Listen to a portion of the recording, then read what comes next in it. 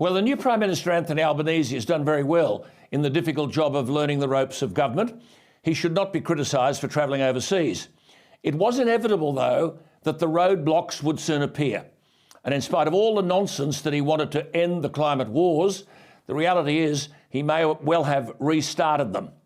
Anthony Albanese, along with his Energy Minister, Chris Bowen, is saying to the world that Australia's standing has been damaged, quote, by a failure to take climate change seriously, unquote.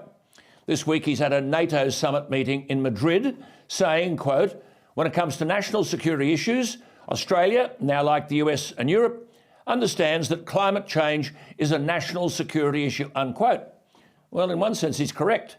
Because if, in addressing so-called climate change, the Albanese government pulls the wrong rein, our national economy will be smashed. I've long called this, as you know, this net zero emissions argument a national economic suicide note. Now the Albanese government is apparently going to go a step further and legislate for a 43% reduction in carbon dioxide emissions by 2030, 8 years away.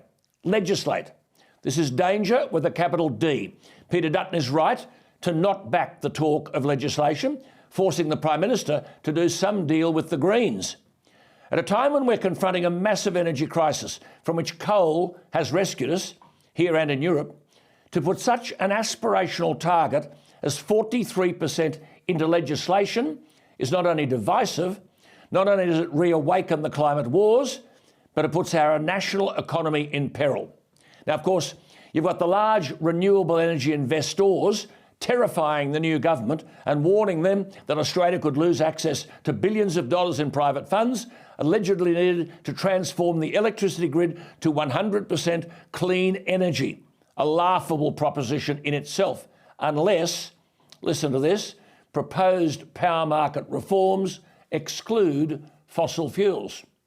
Well, of course, the renewable energy investors have a stake in all of this because government, by its decisions, can make them richer and Australia poorer.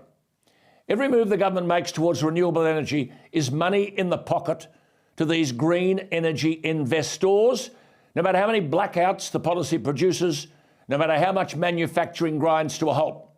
Yesterday, energy ministers met with talk that power companies would receive direct payments if they are able to fill, quote, unexpected gaps in the grid, unquote, when the wind isn't blowing and the sun isn't shining. So there is at least a concession that there will be unexpected gaps. But the renewable energy lobby is saying that coal should not be allowed to fill the gap. All is a time when places like Germany, which wants to cut carbon dioxide emissions by at least 65% by 2030, Germany has been mugged by reality. European gas prices have soared by 50%, and there is open conversation about rationing resources and paying families to conserve energy.